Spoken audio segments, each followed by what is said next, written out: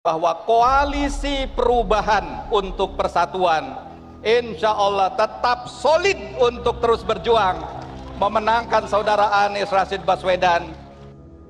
Anies gagal nyapres akan segera terwujud. Anies dan AHY bakal jadi gelandangan politik. Paloh auto pusing, Bohir rugi bandar bos. Ditulis oleh tim redaksi jurnal, dikutip dari berbagai sumber. Kalau saya melihat teman-teman kita ini yang berjuang ini pasti tidak akan membiarkan ini menjadi 4 ataupun kalau bisa jangan 3. Jangan 3? Jangan 3 calon. Karena terlalu banyak harus memperkirakan jadi tidak jadinya itu. Tentunya punya keyakinan karena proses ini bukan baru kemarin. Kami menghadapi perkara-perkara yang diajukan, gugatan-gugatan yang sebetulnya secara hukum, secara logika akal sehat bisa dipatahkan dan terbukti. Halo, kembali berjumpa dengan suara Fani Bakri di channel Media 45. Masih hangat terkait pernyataan pendiri Center for Strategic and International Studies atau CSIS, yaitu Yusuf Wanandi, yang membahas terkait pencalonan Presiden 2024. Di acara milik jurnalis senior Rossi di kanal YouTube Kompas TV, Yusuf Wanandi mengungkap perihal Pilpres 2024 yang sebaiknya hanya diikuti 2 kandidat calon presiden. Yusuf Wanandi mengungkap bahwa koalisi yang menginginkan keberlanjutan rezim Presiden Joko Widodo akan berupaya membuat Pilpres hanya diikuti 2 pasang calon. Tidak hanya itu, Yusuf Wanandi juga menegaskan bahwa pada dasarnya koalisi tersebut berusaha keras agar salah satu calon yang bukan dari bagian mereka agar tidak menang. Kendati hingga hari ini tercipta 3 poros, Yusuf Wanandi meyakini istana akan melakukan berbagai cara untuk menggagalkan kemenangan calon tersebut. Sementara itu, Guru Besar Hukum Tata Negara, Denny Indrayana, baru-baru ini menyinggung perihal peninjauan kembali atau PK yang diajukan KSP Muldoko atas Partai Demokrat. Berdasarkan informasi yang diterimanya, PK tersebut diduga ditukar guling dengan kasus korupsi mafia peradilan di Mahkamah Agung atau MA. Seandainya Partai Demokrat berhasil jatuh ke tangan Muldoko, hampir bisa dipastikan bahwa pencalonan Anies akan gagal. Bahkan menurut Direktur Pusat Riset Politik, Hukum dan Kebijakan Indonesia atau PRPHKI, Saiful Anam, mengatakan bahwa Anies dan pendukungnya saat ini dipastikan berdebar-debar karena bukan sebuah jaminan dalam berbagai survei yang menempatkan pada posisi yang kurang menguntungkan. Di sisi lain, koalisi yang mengusung Anies Baswedan menjadi capres nanti akan menggaungkan gerakan perubahan saat capres yang mereka junjung berhasil menduduki kursi presiden. Lalu akan menjadi sia-sia jika Anies nanti menggantikan Jokowi. Jelas sekali semua akan dilakukan perubahan sesuai apa yang dicanangkan koalisi mereka. Padahal yang sedang dibutuhkan negara ini, siapa gerangan yang akan melanjutkan perjuangan Jokowi untuk mengganti status Indonesia sebagai negara berkembang menjadi negara maju. Maka dari itu, ada kemungkinan jika Anies yang menggantikan posisi Jokowi nanti, program yang sudah mati-matian digarap Jokowi untuk mewujudkan Indonesia maju akan berakhir sia-sia.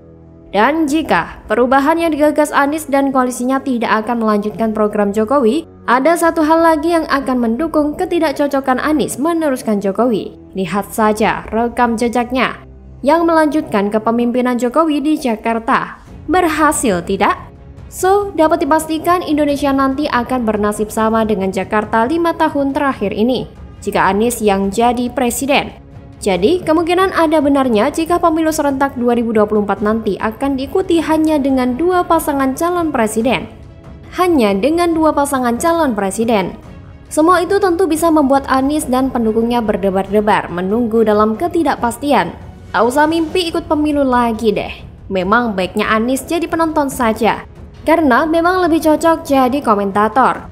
Dia lebih lihai menggunakan kata-kata ketimbang bekerja. Bersamaan dengan Anies, nasib AHY pun masih belum cerah juga.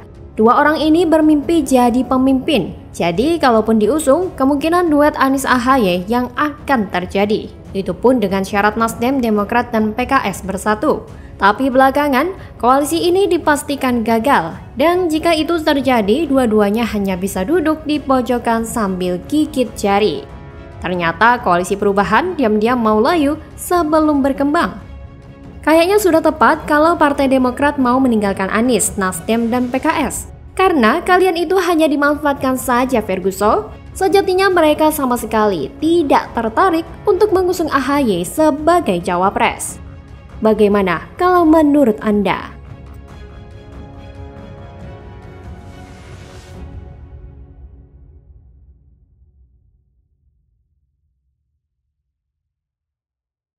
Ini gimana ceritanya coba? Masa tren elektabilitas Anies Baswedan terus mengalami penurunan?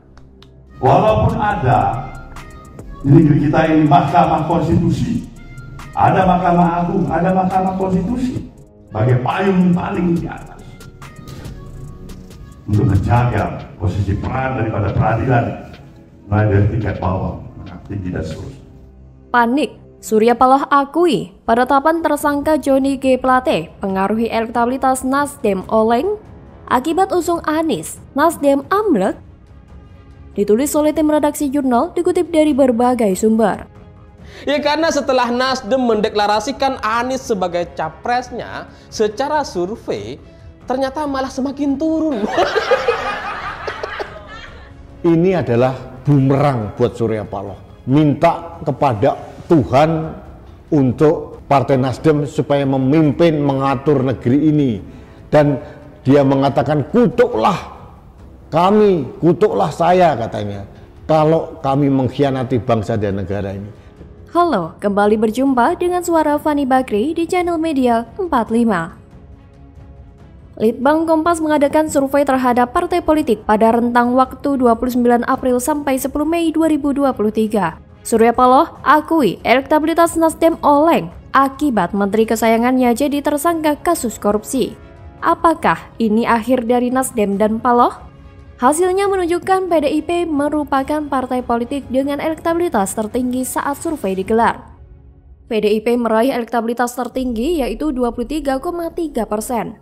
Setelah PDIP pada urutan kedua Partai Gerindra yang mempunyai elektabilitas sebesar 18,6%. Atau naik 4,3% dibandingkan hasil survei pada bulan Januari 2023. Di bawah PDIP dan Gerindra, ada Partai Demokrat dengan elektabilitas 8%, turun dari yang sebelumnya 8,7%, tetapi berhasil membawa Demokrat naik ke peringkat ketiga, menggeser Golkar yang elektabilitasnya juga turun dari 9% menjadi 7,3%, dan kini berada di peringkat keempat. Di peringkat kelima dan keenam terdapat Nasdem dan Partai Kebangkitan Bangsa. Elektabilitas kedua partai ini juga turun, masing-masing dari 7,3% menjadi 6,3% dan 6,1% ke 5,5%. Menurut hasil survei, hanya 6 partai di atas yang elektabilitasnya melampaui ambang batas parlemen sebesar 4%. Yang menjadi sorotan di sini tentunya Partai Nasdem. Turunnya elektabilitas Nasdem menjadikan posisi Surya Paloh dan Anies Baswedan semakin terancam. Terlebih, Sekjen Nasdem sekaligus Menteri Komunikasi dan Informatika Johnny G. Plate tertangkap sebagai tersangka kasus dugaan korupsi. Hal ini tentu akan menjadikan Nasdem kalang kabut. Bahkan Ketua Umum Partai Nasdem Surya Paloh juga mengakui penetapan Menteri Komunikasi dan Informatika Johnny G. Plate sebagai tersangka kasus dugaan korupsi dapat pengaruhi elektabilitas partainya. Menurutnya, wajar bila elektabilitas partai itu terpengaruh dengan adanya kasus tersebut. Apalagi partai politik itu dibangun oleh kekuatan persepsi dan keyakinan publik. Dia menilai persepsi publik itu dapat dipengaruhi oleh pemberitaan dari wartawan. Kendati demikian, dia berharap kepada awak media dapat memberikan informasi yang bertanggung jawab. Tapi, ini sudah menjadi resiko bagi Nasdem ketika memilih jalan berbeda dengan Jokowi. Bahwa resiko lain yang tidak kalah mengerikannya adalah Nasdem ditinggalkan oleh pendukung Jokowi. Ingat, Nasdem mendapatkan suara terbanyak kelima pada pemilu 2019 lalu. Itu suara mayoritas berasal dari para pendukung Jokowi. Sedangkan sumbangan suara dari kadernya sendiri hanya sedikit.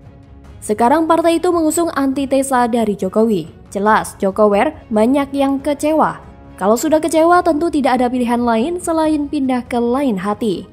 Jadi bisa saja nanti perolehan suara PDIP meningkat secara drastis pada pemilu 2024 karena mendapat limpahan suara dari mantan pemilih Nasdem. Hal inilah yang kemudian membuat Surya Paloh mulai panik. Penahanan Joni Plate adalah lemparan bakia yang telak ke muka Surya Paloh.